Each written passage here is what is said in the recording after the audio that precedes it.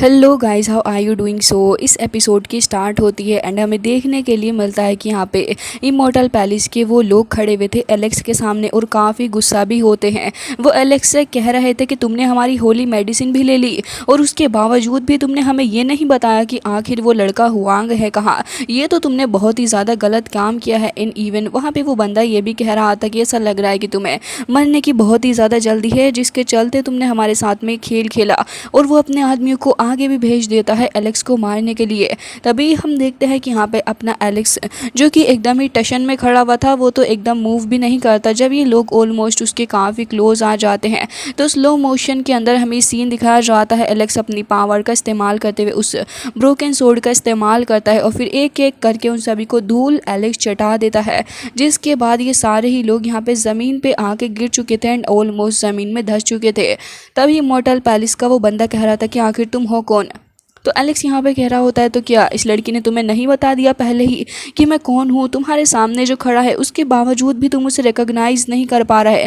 मानना पड़ेगा कि तुम वाकई में बहुत ही बेवकूफ़ हो। लेकिन इमॉर्टल पैलेस का बंदा कह रहा था कि तुम पागल हो चुके हो, तुम्हारा दिमाग ख़राब हो गया है। बट एलेक्स कह रहा था कि तुम्हें वाकई में अच्छा सबक आज मुझे सिखाना ही होगा। और फिर ये कहते साथ ही एलेक्स आगे बढ़ रहा था। एक काफ़ी शानदार अटैक हमें देखने के लिए मिलता है, जहां हम देखते हैं कि एलेक्स उस बंदे को बहुत ही बुरे तरीके से फेंक के मारता है। उसके बाद वो अपने फायर एट्रीब्यूट का इस्तेमाल करते हुए भी काफ़ी सारी पावर को जनरेट करता है। एंड हम देखते हैं कि भाई साहब क्या घूमते हुए उसके मुंह पे एलेक्स वो पावर फेंक के मारता है, तो वो तो ज़मीन में जाके ऑलमोस्ट धंस ही गया था। इवन उसके बाद भी यहाँ पे चिंगारियाँ बाहर को निकल रही थी। इससे ही पता चल जाता है कि एलेक्स का ये अटैक कितना ज़्यादा स्ट्रॉन्ग होगा। हालाँकि एलेक्स यहाँ पर खड़ा हुआ उसे देख ही रहा था, बट हम देखते हैं कि इतनी देर में वो डेड पर्सन वो वहाँ पर आ आता है, जो कि एक घोस्ट था। एंड यहाँ पे तुरंत ही आके अपने डार्क एंड वाइट ऑरा को रिलीज करता है एलेक्स के ऊपर। वो अपनी यिन एंड यैन पावर से अटैक करने की कोशिश भी कर रहा था। बट यहाँ पे आ जाती ही एलेक्स की वाइफ, जो कि कह रही थी कि अच्छा तो तुम भी यहाँ पे आ ही गए। बट यहाँ पे उसे काफ़ी गुस्सा आ गया था एलेक्स की वाइफ को देखने के बाद। वो यहाँ पे अपनी सीक्रेट मॉन्स्टर को समन करता है एंड कह रहा होता है कि लड़की अब तुम मरने के लिए तैयार हो जाओ, तुम्हारा वक्त काफ़ी करीब है। और ये बात एलेक्स के रहते साथ ही वो बंदा कह रहा था। लेकिन यहाँ पे जैसे ही वो उसके ऊपर अटैक करता है, यहाँ पे वो तुरंत ही उसे डील कर लेती है। बट जैसे ही 2-3 अटैक और साथ में आगे बढ़ते हैं तो फिर किंग ही को अपनी पावर का इस्तेमाल करना ही पड़ता है, जहाँ पे वो अभी और भी ज़्यादा पावर के साथ उसके ऊपर अटैक कर रही थी। तो हमें देखने के लिए मिलता है कि उस डेड पर्सन की हालत और भी ज़्यादा ख़राब हो चुकी थी। बट वो इतनी आसानी से हार तो बिल्कुल भी नहीं मानना चाहता था, जिसके चलते उसे और भी ज़्यादा गुस्सा इसके ऊपर आ रहा होता है। कह रहा था कि तुम मुझे नहीं हरा सकती, कभी भी नहीं, इस बारे में सोचना भी मत। ये कहते साथ ही वो एक तिलिस्मान चीज़ को समन कर लेता है एंड उसी का इस्तेमाल करते हुए उसने काफ़ी सारी और स्पिरिचुअल पावर को अपने पास में गैदर कर लिया था। उसकी आईज अब रेड हो जाती हैं और वो अपनी किंग पावर का इस्तेमाल करता है, जो कि अपने आप में काफ़ी ज़्यादा डिफरेंट टेक्निक है। वो आसपास से ढेर सारा यिन एंड यैन जमा करने लग गया था। तब हम देखते हैं कि यहाँ पे ढेर सारा ओरा जमा करने के बाद तो यहाँ पे एक भवंडर टाइप वो क्रिएट कर लेता है, जो कि बहुत ही स्ट्रॉन्ग था। तभी यहाँ पे किंगी भी अपनी पावर का इस्तेमाल करने में मजबूर हो चुकी थी। वो तुरंत ही एक काफ़ी ह्यूज फॉर्मेशन को समन करके खड़ी हो गई थी इस बंदे के सामने। लेकिन यहाँ पे वो भी अपनी पावर के साथ में रेडी था। तुरंत ही यहाँ पे एक मॉन्स्टर को वो समन कर लेता है, जो कि देखने में एक काफ़ी खतरनाक और एक एंशिएंट मॉन्स्टर लग रहा था। हालांकि यहाँ पे उसके हॉर्न्स भी थे, जो कि देखने में कुछ डेविल टाइप हॉर्न्स की तरह नज़र आ रहे थे। किंगी जैसे ही अपनी पावर का इस्तेमाल करते हुए एक स्पिरिचुअल हेवनली फिनिक्स को आगे बढ़ाती है, तो फिर वो भी अपने उस मॉन्स्टर को आगे बढ़ा देता है, जहाँ पे हमें देखने के लिए मिलता है एक बहुत ही बड़ा और शानदार क्लैश। बट यहाँ पे उस बंदे की डार्क पावर थोड़ी भारी पड़ने लग गई थी किंगी के ऊपर, जिसकी वजह से वो थोड़ा ओवर एक्साइटेड हो गया था और एक बार फिर से अपने दूसरे हाथ से भी पावर गैदर करके आगे बढ़ा रहा होता है। किंगी भी यहाँ पर अपनी पूरी कोशिश कर रही थी कि वो उससे डील कर सके, लेकिन यहाँ पे उसके एक्सप्रेशन से लग रहा था कि वो ज़्यादा देर तक इस चीज़ को बेयर नहीं कर पाएगी। फॉर्चुनेटली इसी पॉइंट पे आ जाता है अपना एलेक्स एंड वो कहाँ ये बर्दाश्त करेगा इस बंदे को अपनी वाइफ के सामने इस तरीके से खड़ा होते हुए। एलेक्स तो यहाँ पे इतना गुस्से में आ चुका था कि वो कह रहा होता है कि तुमने बहुत ही बड़ी गलती कर दी है, इसको इतने बुरे तरीके से ट्रीट किया है, तो फिर अब मुझे ब्लेम मत करना, क्योंकि अब मैं तुम्हारे साथ वो करूँगा जो कि किसी ने भी नहीं किया होगा। ये कहते साथ ही एलेक्स अपना हेवनली किंग्स आर्मर पहन लेता है और फिर इसी का इस्तेमाल करते हुए यहाँ पे हम देखते हैं कि एलेक्स की आइज़ के अंदर भी काफ़ी सारी लाइटनिंग आ चुकी थी, जहाँ पे वो हेवनली ड्रैगन भी आ चुका था एंड अब वो तुरंत ही जाके उस मॉन्स्टर फेस से टकरा जाता है और हम देखते हैं कि वो मॉन्स्टर फेस सिर्फ कुछ ही सेकंड्स के अंदर खत्म हो गया था। हालांकि यहाँ पे वो जो पर्सन था वो भी उसके शिकंजे के अंदर आ चुका होता है। उसकी भी हालत काफ़ी ज़्यादा ख़राब हो चुकी थी। उसने ये एक्सपेक्ट नहीं किया था कि उसके साथ इतना ज़्यादा बुरा हो जाएगा, क्योंकि एलेक्स उससे टकरा गया है तो फिर ये सब कुछ होना तो एक नॉर्मल सी बात है। इसके बाद हम देखते हैं कि यहाँ पे काफ़ी बुरे तरीके से वो उस ड्रैगन की चपेट के अंदर आ चुका था एंड हम देखते हैं कि कुछ ही देर के अंदर वो मारा भी जा चुका होता है। इसके बाद एलेक्स अपनी वाइफ से कहने लग गया था कि वैसे मानना पड़ेगा डी चोंग अभी भी सामने नहीं आया है। तभी यहाँ पे किंगी उससे कहने लग गई थी कि हाँ तुमने सही कहा, लेकिन मेरा तो सारा का सारा खाना ही बेकार हो गया एंड मुझे तो अभी भी थोड़ा और खाना था। तभी एलेक्स कह रहा होता है कि हाँ मुझे पता है कि तुम्हें इस बात से काफ़ी ज़्यादा दुख लगा है एंड मैं सच में तुम्हारे साथ थोड़ी देर और रुकना भी चाहता था, लेकिन छोड़ो इन सभी बातों को, ये चीज़ें हम बाद में भी डिस्कस कर सकते हैं। तभी वो कहने लग जाती है कि न जाने क्यों लेकिन आज मुझे इस बैंकेट से कुछ ज़्यादा ही कनेक्टेड फील हो रहा है, मैं तो अभी और खाना चाहूँगी। तभी यहाँ पे एलेक्स उसकी बातों को काफ़ी ध्यान से सुन रहा था एंड कह रहा था कि हाँ वैसे मुझे भी खाना है। तो फिर किंग ही उसकी बातों पे हंसने लग जाती है। तभी यहाँ पे जो कुछ लोग बाहर आए थे शॉप के अंदर से, तो फिर एलेक्स उन सभी को कहता है कि ठीक है इसको यहाँ से उठा के लेके जाओ एंड फिर आने के बाद हम लोग इसका सूप ज़रूर से ही पियेंगे, क्योंकि मुझे पता है कि ये गोल्डन बीच बनने के बाद बहुत ही ज़्यादा टेस्टी हो जाएगा। तो फिर लोग उसकी शक्ल को देखने लग जाते हैं एंड एलेक्स कह रहा था कि ठीक है चलो अब तो मुझे इमॉर्टल पैलेस लेके चलो, क्योंकि अब मुझे उनके डिसेंडेंट्स को भी मारना होगा एंड इस चीज़ का मैं कब से इंतज़ार कर रहा था। फिर वापस आके हम लोग आराम से ड्रिंक करेंगे एंड फिर इस गोल्डन बीच को भी खाएंगे। जिसके बाद हम देखते हैं कि गोल्ड स्टोन कह रहा होता है तो फिर देर किस बात के लिए कर रहे हो तुम लोग, मेरे साथ चलो मैं तुम्हें रास्ता दिखा देता हूँ। यहाँ पे एलेक्स एंड किंगी दोनों ही उसके पीछे पीछे चले जाते हैं फॉरेस्ट के अंदर। इस जगह पे आने के बाद यहाँ पे फ़िलहाल तो काफ़ी कुछ अजीब सा था एंड एलेक्स को फ़िलहाल नहीं पता था कि डी चोंग उसे यहाँ पर भी मिलेगा या फिर नहीं, क्योंकि इतनी आसानी से तो वो एलेक्स के सामने आएगा नहीं। जिसके बाद यहाँ पे गोल्ड स्टोन कह रहा होता है कि ऐसा लग रहा है कि इस जगह को कोई तो किसी स्ट्रॉन्ग फॉर्मेशन के द्वारा प्रोटेक्ट कर रहा है, हम यहाँ पे आगे फ्लाई नहीं कर सकते, हमें ऐसे ही चल के जाना होगा। एलेक्स उसकी बातों को समझ जाता है और फिर तुरंत ही वो आगे की तरफ को बढ़ता है। किंग ये भी उसके पीछे पीछे जा रही थी। जैसे ये लोग थोड़ा आगे आते हैं तो फिर देखते हैं कि यहाँ पे तो किसी ने वाकई काफ़ी स्ट्रॉन्ग फॉर्मेशन बना दी है। हमें देखने के लिए मिलता है एक बंदा जो कि एक फॉर्मेशन के अंदर बैठा हुआ है एंड वो इस फॉर्मेशन को पूरी जी जान से कर रहा था। हालांकि गोल्ड स्टोन अपनी पावर का इस्तेमाल करते हुए इस जगह के अंदर जाने की कोशिश कर रहा होता है, लेकिन ये फॉर्मेशन बहुत ही ज़्यादा स्ट्रॉन्ग थी, तो इसी वजह से हम देखते हैं कि यहाँ पर गोल्ड स्टोन उस फॉर्मेशन से जाकर टकरा गया था और फिर कुछ ही देर बाद वो ज़मीन पर भी जाके गिर जाता है। एलेक्स समझ चुका था कि इसका सिस्टम तो एकदम ही हैंग हो चुका है। जिसके बाद एलेक्स ही अपनी 89 हेवनली स्किल्स में से एक स्किल्स का इस्तेमाल करता है ताकि इस बंदे को इसकी कल्टीवेशन के अंदर से हटाया जा सके और ये फॉर्मेशन भी ख़त्म हो जाए। तभी यहाँ पे वो बंदा देख रहा होता है कि फॉर्मेशन तो काफ़ी ज़्यादा स्ट्रॉन्ग है जो कि अब आगे बढ़ रही है, जिसके चलते उसे काफ़ी प्रॉब्लम अब होने वाली है इस फॉर्मेशन को मेनटेन करने में। तभी वो यहाँ पे सडनली काफ़ी ज़्यादा हैरान हो गया था और तुरंत ही यहाँ पे अपनी फॉर्मेशन को और भी ज़्यादा स्ट्रॉन्ग बना रहा होता है, लेकिन एलेक्स की फॉर्मेशन उसे ऐसा करने में कामयाब होने नहीं दे रही थी, जिसकी वजह से उसे बहुत ही ज़्यादा प्रॉब्लम आ रही होती है और अल्टीमेटली यहाँ पे उसकी बनाई हुई फॉर्मेशन ज़्यादा वक्त तक टिक नहीं पाती। तभी यहाँ पे एलेक्स आ जाता और कह रहा था अब वॉइस ट्रांसमिशन के बारे में सोचना भी मत, क्योंकि इसके लिए काफ़ी लेट हो चुका है और तुम इसमें अब सक्सेसफुल हो भी नहीं पाओगे। तभी एलेक्स उसके पास आ जाता है और कह रहा था कि बता मुझे यहाँ पर तुम क्या कर रहे हो, लेकिन तभी वो पर्सन कह रहा था कि मैं तुम्हें बिल्कुल भी नहीं बताने वाला, पहले तो तुम मुझे ये बताओ कि आखिर तुम हो कौन।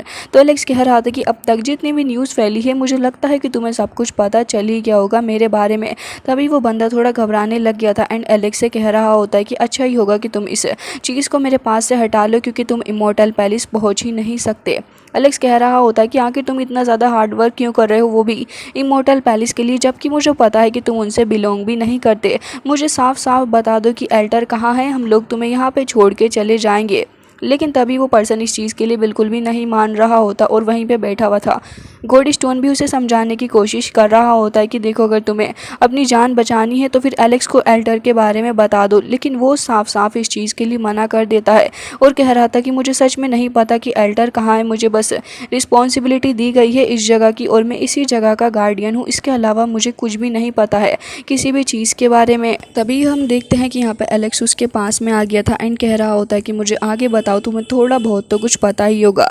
तभी वो कहने लग जाता है कि मुझे सच में कुछ भी नहीं नहीं पता, लेकिन यहाँ पर एक ट्री है, हो सकता है कि तुम्हें उसके पास जाके कुछ पता चल जाए, लेकिन यहाँ पे जो एरेज है मुझे उनके बारे में भी कुछ भी नहीं पता। अब एलेक्स को लग रहा होता है कि शायद से ही पर्सन झूठ बोल रहा है एंड कह रहा था कि मुझे इस फॉर्मेशन को हटाना ही होगा एंड गोल्ड स्टोन से इस बारे में कहता है। तो फिर गोल्ड स्टोन कह रहा था कि हाँ, ये काफ़ी ज़्यादा डिफ़िकल्ट है मेरे लिए, लेकिन अब अगर जब तुम मेरे ऊपर भरोसा करते ही हो तो फिर मैं इस चीज़ को ख़त्म कर दूंगा सिर्फ और सिर्फ तुम्हारे कहने पे। और वो तुरंत ही फिर आगे की तरफ को चला जाता है। हालांकि ये पर्सन अभी भी ऐसे ही स्ट्रगल करे जा रहा था एंड एलेक्स कह रहा होता है कि जल्दी करो, मेरे पास इतना वक्त नहीं है, कितना टाइम लगा रहे हो। तो फिर यहाँ पे गोल्ड स्टोन कहने लग जाता है कि ये काफ़ी ज़्यादा खतरनाक प्रोसेस है, ऊपर से मुझे इतना ज़्यादा थकान भी हो रही है, मेरे लिए तो कितना ज़्यादा दुखदाई है।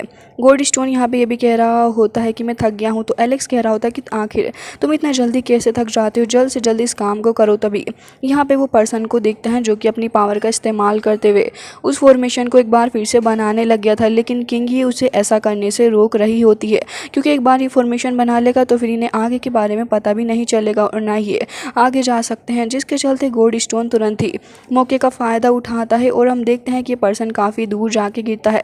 किंग यहाँ पे कह रही थी कि हम यहाँ पे इस एल्टर को डिस्ट्रॉय करने के लिए आए हैं, तो फिर तुम इतने ज़्यादा वायलेंट क्यों हो रहे हो। एलेक्स भी आगे आके उससे कह रहा होता है कि वैसे भी तुम इमॉर्टल पैलेस से तो बिलोंग भी नहीं करते, तो मुझे ये चीज़ तो बिल्कुल नहीं समझ आ रही है कि आखिर तुम क्यों इतने ज़्यादा लॉयल हो उन लोगों के लिए।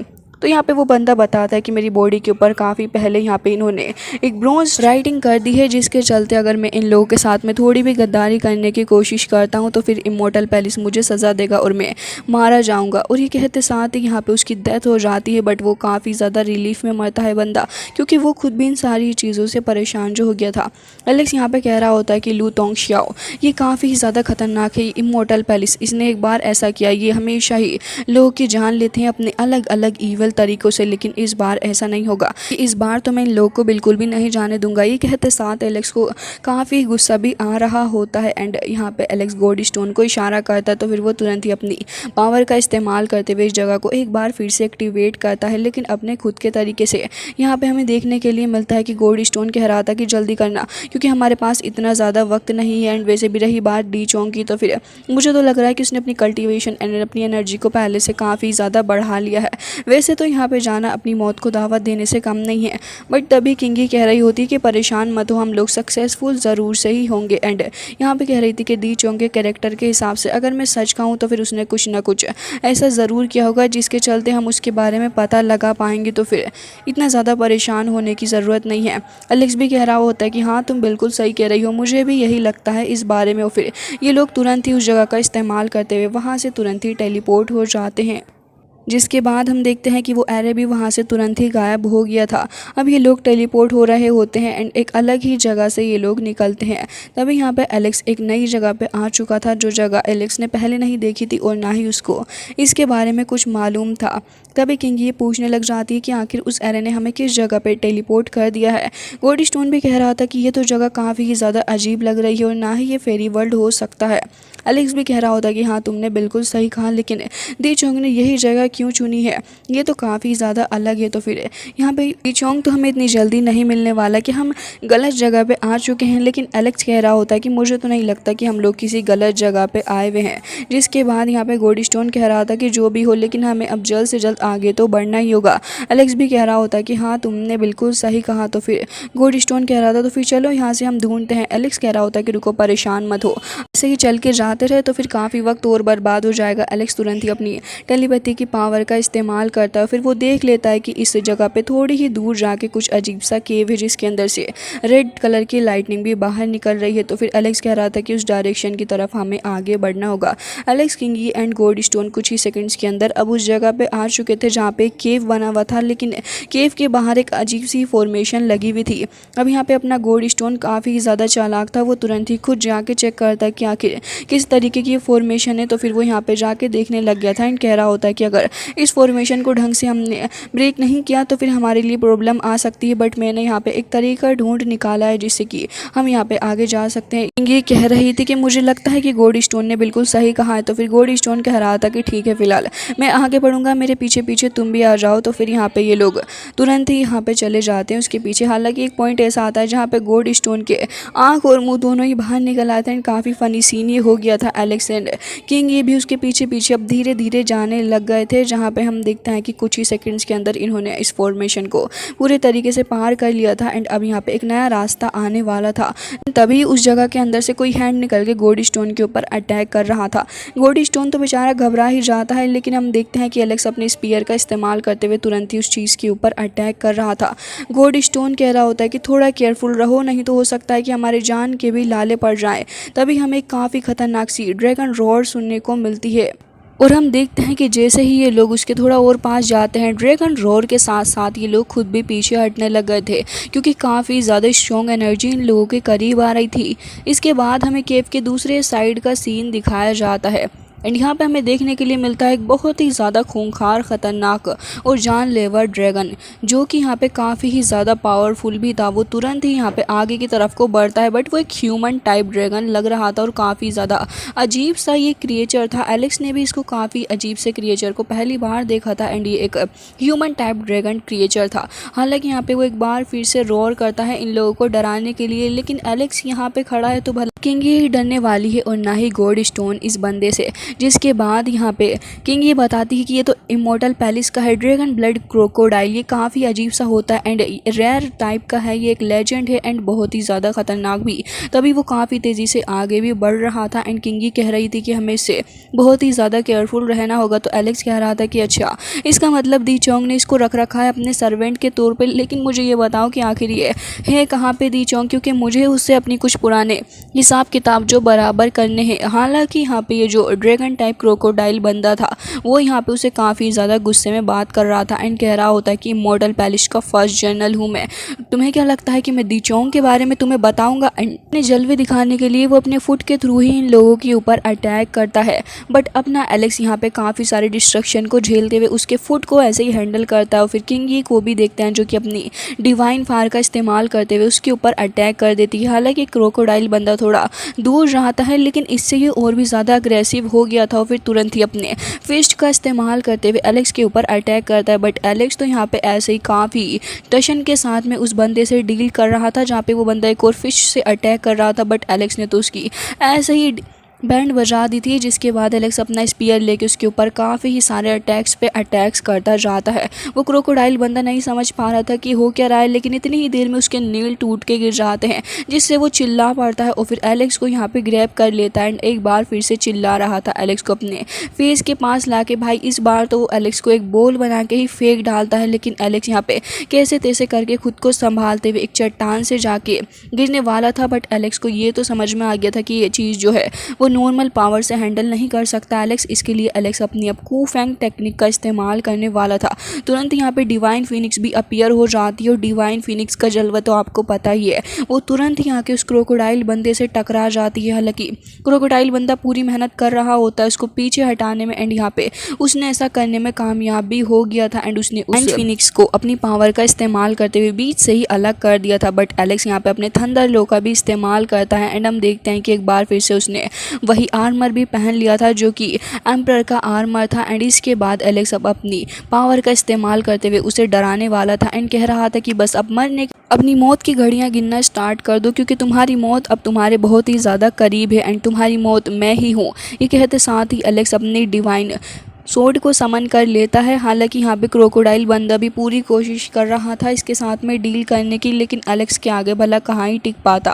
तभी हम देखते हैं कि यहाँ पे एलेक्स भी अपनी पूरी पावर का इस्तेमाल करते हुए आगे की तरफ को सोड बढ़ा रहा था।